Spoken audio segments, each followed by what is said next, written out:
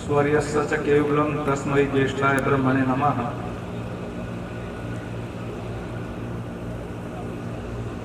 गुरुकुल आर्यनगर के प्रांगण में आज एक कर्मवीर जिन्होंने अपना सारा जीवन इस गुरुकुल के लिए समर्पित किया,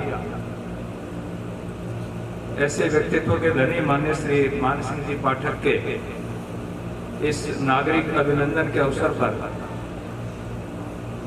जिनका आशीर्वाद हम सबको मिलता रहा और इस गुरुकुल के प्राण के रूप में अपना पूरा जीवन इस गुरुकुल में खपाया, ऐसे महान व्यक्तित्व के धनी पूज्य आचार्य रामस्वरूप जी, दानवीर, गौ सेवक और समाज सेवा के रूप में जिनको लोग पहचानते हैं, भामाशाह श्री राजेंद्र गावड़िया जी, पद्मश्री श्री महेश शर्मा जी, हमारी संस्था में जिनका विशेष योगदान रहता है और पहले देश की सीमाओं पर सेवा देते रहे, वर्तमान में गुरुकुल में सेवा देते हैं, माननीय कर्नल ओम प्रकाश जी, माननीय श्री राम कुमार आर्य जी और दो ऐसे व्यक्तित्व हमारे मंच पर उपस्थित हैं। हमारे यहाँ शास्त्र कहता है शरीरम आद्यम खलु धर्म साधनम, शारीरिक चिकित्सा और रक्षा के लिए डॉक्टर एस.के. गुलाटी जी और हमारे गुरुकुल के स्थायी चिकित्सक के रूप में जिन्होंने पूरा जीवन सेवा दी, डॉक्टर डी.डी. शर्मा के सुपुत्र हमारे बीच उपस्थित हैं भाई डॉक्टर संजय शर्मा,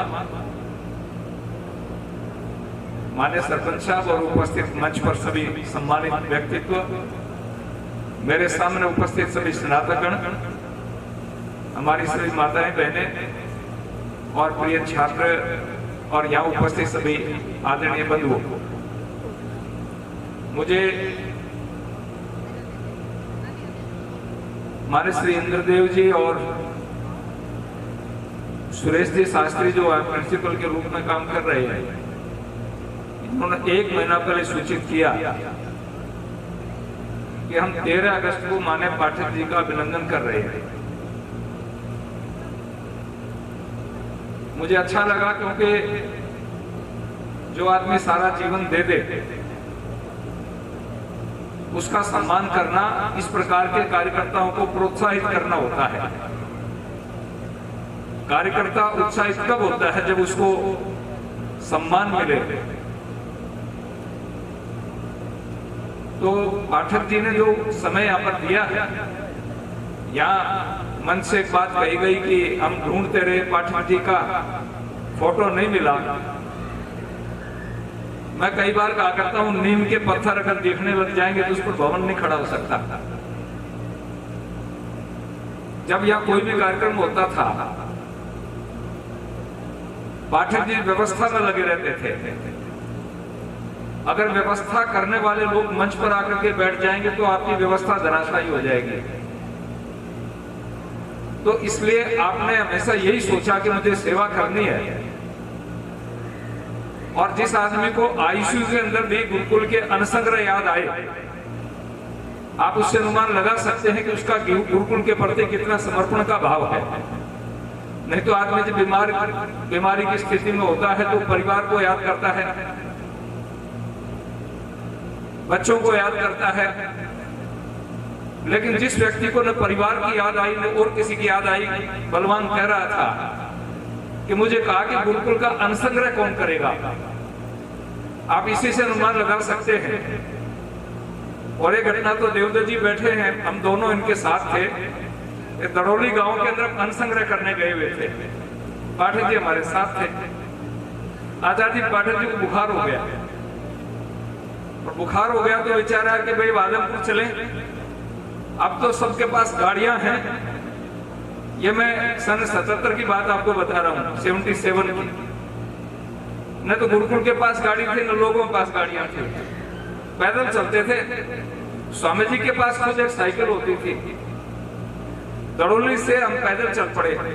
जेठ का महीना, भयंकर गर्मी, और पाठक जी को बुखार। तो 2 किलोमीटर चलने के बाद में कहने लगे मेरे को चक्कर आने लग गई, तो एक पेड़ के नीचे बैठ गए।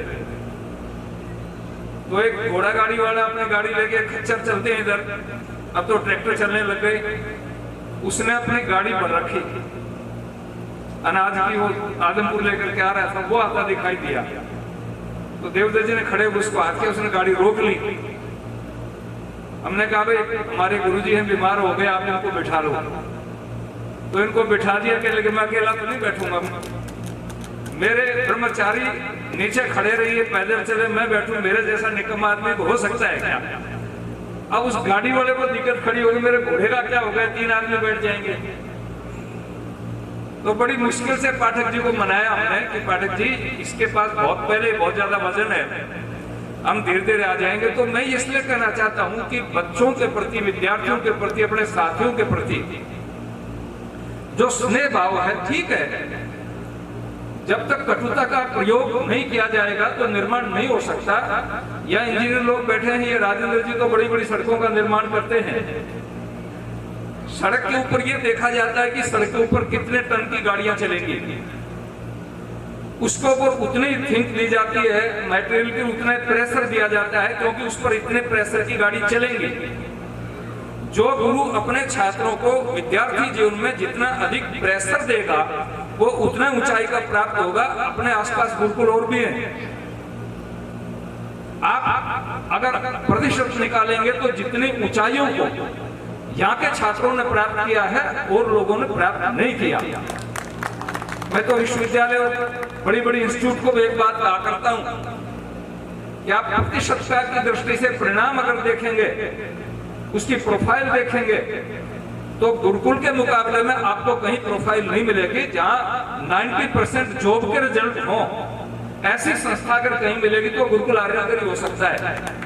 और उसके अंदर श्रद्धेय स्वामी देवानंद जी हमारे बीच नहीं रहे, उनका त्याग, उनका बलिदान, उनका पुरुषार्थ और आचार्य जी का तप और साधना, और पाठक जी ने जो मेहनत की है वो मेहनत काम आती है।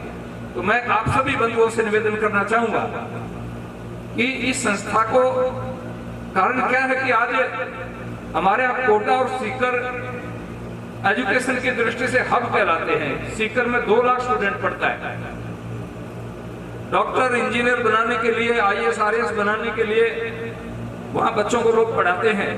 यहाँ के कितने सारे बच्चे वहां पढ़ते हैं। कोटा में पूरे देश के बच्चे आते हैं, वहां तो 3-3.5 लाख स्टूडेंट बाहर का पढ़ता है। लेकिन कोटा में प्रतिदिन एक बच्चे का सुसाइड औसत पड़ता है। सीकर के ऊपर तो अभी नजर नहीं लगी, भगवान की कृपा है। पिछले 25 साल में 2-3 केस इस प्रकार के हुए होंगे, वो भी एक्सीडेंट कह सकता हूं। लेकिन कोटा में तो हालात ये है कि एक बच्चा नित्य प्रति सुसाइड की औसत पड़ती है। वो एजुकेशन किस काम की है, क्या काम की वो शिक्षा? जहां बच्चा जाए पढ़ने के लिए और वो फांसी पर लटक जाए, वो किस काम का? उसका कारण क्या है कि बच्चे को जो आध्यात्मिक खुराक मिलनी चाहिए, जो मोटिवेशन मिलना चाहिए, जो सामिप्य मिलना चाहिए, वो नहीं मिलता है। वहां तो 250 बच्चे क्लास में बैठते हैं, माइक पर टीचर पढ़ाता है। आप सोच सकते हैं क्या? या 150 बच्चों के ऊपर 10 अध्यापक, 24 घंटे की निगरानी, और 250 स्टूडेंट सामने क्लासरूम में बैठता है। बड़े बड़े हॉल है, आप बैठे हैं इतने बड़े, तो उनके हॉल है, क्लासरूम में टीचर आता है और अपना लेक्चर दे करके चला जाता है। बाद में अलग से कहते हैं कि सायंकाल वहां पर आना, अगर किसी को कोई दिक्कत है तो वहां आपकी शंकाओं का समाधान किया जाएगा। तो वहां निर्माण नहीं हो सकता। निर्माण तो सानिध्य में होता है। इसलिए कहा है ना, आचार्य को समीप लेकर के, आचरण ग्रहती के आचार्य जो आचरण से सिखाता है बच्चे को। तो इसलिए यहाँ गुरुकुल में ये विशेषता है, और पाठक जी ने ये इस गुरुकुल में अपना पूरा जीवन खपाया है। तो मैं सभी सनातन बंधुओं को बहुत बहुत आभार व्यक्त करना चाहूंगा कि वास्तव में हमारे यहाँ आर्य समाज की पद्धति में महर्षि दयानंद के सिद्धांतों में श्राद्ध परंपरा नहीं है। पौराणिक लोग तो श्राद्ध करते हैं, आने वाला श्राद्ध का महीना, लेकिन आज आपने सच्चा श्राद्ध किया है। श्रद्धा पूर्वक किसी का सम्मान करने को ही हम श्राद्ध कहते हैं। तो आज पाठक जी आपका जीवित श्राद्ध कर दिया। बार बार हलवे की चर्चा आती है, और कितनी श्रद्धा के साथ में आपके शिष्यों ने अपनी अभिव्यक्ति व्यक्त की है। और साथ में कवि सम्मेलन भी हो गया। कवि सम्मेलन करने के लिए लाख लाख रुपए देके कवियों को बुलाते हैं। आज मुझे पता लगा कि हमारे गुरुकुल के पास कवि भी हैं, वक्ता भी हैं, ये सब कुछ है। तो ये आज कई काम एक ही साथ निपटा दिए हमारे स्नातक साथियों ने। तो मैं भगवान से प्रार्थना करूंगा कि पूज्य आचार्य जी और आपका आशीर्वाद मिलता रहे, ये संस्था फलती फूलती रहे, आगे बढ़ती रहे। इस प्रकार के इंस्टीट्यूट की जरूरत है, आवश्यकता है। आज लोग ये चाहते हैं कि मेरे बच्चे का निर्माण हो। आजकल एक दो बच्चा मुश्किल से होता है और वो हर माँ बाप चाहता है कि मेरा बच्चा सुरक्षित हाथों में जाए, उसको संस्कार भी मिले, उसको एजुकेशन भी मिले। तो ये दोनों चीज अगर कहीं मिलती हैं तो यहाँ गुरुकुल में मिलती हैं। लेकिन उसके लिए मैं पुनः आप दोनों से निवेदन करूंगा, आपका वरदहस्त, आपका आशीर्वाद मिलता रहे। मैं तो दूर रहता हूँ, आज भी कई सारे कार्यक्रम हमें दे दिए। अभी पिछले मंगलवार को हमारी मीटिंग हुई तो एक लंबी फहरिस्त पकड़ा दी, मोदी जी होमवर्क दे देते हमें। अब MP साहब जाएंगे और जाकर के फील्ड में ये काम करेंगे, 10,000 झंडे वितरण करेंगे, इतने पेड़ लगाएंगे। अभी एक अभियान चला है, मेरी माटी मेरा देश। यहाँ अध्यापक लोग होंगे, आपके पास भी वर्क आ जाएगा। हर गांव से, हर घर से एक मिट्टी इकट्ठी करनी है। उस मिट्टी में से लेकर उस गांव के अंदर 75 वर्ष लगाने हैं अमृत वाटिका के रूप में, क्योंकि अमृत महोत्सव मना रहे हैं देश की आजादी का। और 15 अगस्त के बाद में अमृत काल शुरू हो जाएगा। तो इसमें बहुत सारा काम होता है। मैं कल भी काम करके आया हूँ, परसों रात को दिल्ली से चला जयपुर में एक मीटिंग अटेंड करके सीकर 3 मीटिंग अटेंड की। उसके बाद रात को 11 बजे यहाँ पहुंच गया। मैंने बताया नहीं मैं रात को आ रहा हूँ। और अब जाते ही फिर फोन आ रहे हैं, 5 बजे फिर काम शुरू हो जाएंगे। तो मेरा ये निवेदन है, लेकिन मेरे मन में एक भाव था कि पाठक जी का स्नेह प्यार हमें जो मिला है, वो श्रद्धेय आचार्य जी का आशीर्वाद मिला है, वो सामान्य रूप में आम आदमी को मिलता नहीं है। तो ये सभी स्नातक आपके ऋणी है और कुछ प्रयास किया है ऋण को उतारने का, आपके प्रति श्रद्धा भाव व्यक्त करने का। ये बहुत बड़ी बात है। तो मैं सबका, बहुत देर हो गई है क्योंकि मेरे पास फोन आ रहे हैं बार बार, तो मैं बीच में छोड़ना नहीं चाहता था इस कार्यक्रम को, क्योंकि अच्छा नहीं लगता। जिस आदमी ने पूरी जिंदगी दे दी हो, उसके लिए हम 2 घंटा नहीं निकाल पाए, वो उनका सम्मान नहीं हो सकता। तो मैं पुनः भगवान से प्रार्थना करूंगा कि आपको शतायु करें। और हम नित्य प्रति संध्या में प्रार्थना करते हैं, जीवे में श्रद्धा सद अधीना है श्याम श्रद्धा सद। लाठी का सहारा लेना पड़ रहा है, लेकिन मैं तो भगवान से प्रार्थना करूंगा कि इस लाठी का भी सहारा नहीं लेना पड़े और आप दोनों स्वस्थ रहें, आशीर्वाद देते रहे, ये मेरी कामना है। अंत में मैंने झंडा तो दे दिया राजेंद्र जी को। यहाँ गुरुकुल के प्रति डिमांड थी एक हमारे संविधान की। तो हस्तलिखित संविधान जिसको हाथ से लिखा गया, वो हमें एक MP को 1 कॉपी मिल जाती है मांगने पर। लेकिन वो मैं पहले 2 कॉपी लेके आया था, वो दूसरों को भेंट करनी पड़ी। तो आज 1 कॉपी लेकर के आया हूँ मैं गुरुकुल के लिए। हस्तलिखित है। और जो लोग कई बार कह देते हैं, जब धर्म की चर्चा आती है, इस कॉपी में आप देखेंगे यहाँ प्रदर्शन के लिए रख देंगे 20 जगह पर महापुरुषों के भगवान राम, हनुमान और सीता का चित्र इसमें है। तक्षशिला नालंदा यूनिवर्सिटी के चित्र इसमें है और बहुत सारे 20 चित्र इस प्रकार के जो हमारे लिए प्रेरक चित्र हैं। तो मैं वो संविधान की प्रति लाया हूं, मैं पाठक जी को भेंट कर देता हूं। गुरुकुल में लाइब्रेरी में रहेगी ताकि ये रहे। मैं पुनः पाठक जी को बहुत बहुत बधाई साधुवाद देते हुए और परमात्मा से कामना करता हूं कि आपका स्वास्थ्य उत्तम रहे, पूरे परिजनों को भी, क्योंकि आपने भी इनके साथ में कभी ज्यादा ये नहीं किया कि घर पर चलो घर पर चलो, नहीं तो लोग छोड़ते नहीं हैं गुरुकुल में। इन बच्चों का भी बहुत त्याग है, इनका बड़ा बलिदान है। हमारी बहन तो नहीं रही संसार में, ठीक कह रही थी ये बेटी कि आपने दोनों कर्तव्य साथ साथ निभाए हैं, पिता का भी और माँ का भी। तो उनके प्रति भी मेरी बहुत बहुत शुभकामनाएं हैं और भगवान से कामना करूंगा कि परिवार फले फूले। बहुत बहुत धन्यवाद। ओम शांति।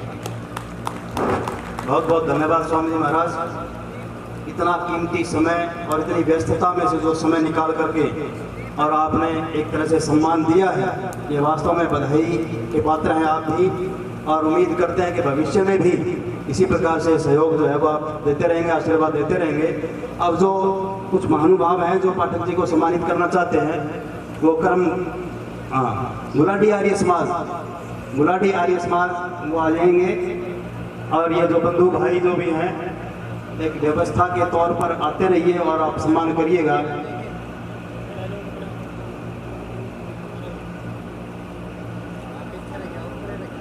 बस 5-7 मिनट की और बात है। आचार्य जी रामस्वरूप जी का बहुत बड़ी बात है कि हस्तलिखित पत्र जो है वो हमें उपलब्ध हो पाया।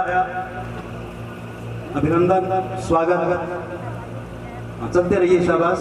मताना से है सुभाष जी, मुख्य अध्यापक, चलते चलेंगे। अब आगे आर्य समाज गुलाटी जल्दी आ जाएंगे। और जो भी महानुभाव बाहर से आए हैं जो सम्मानित करना चाहते हैं, मिलना चाहते हैं,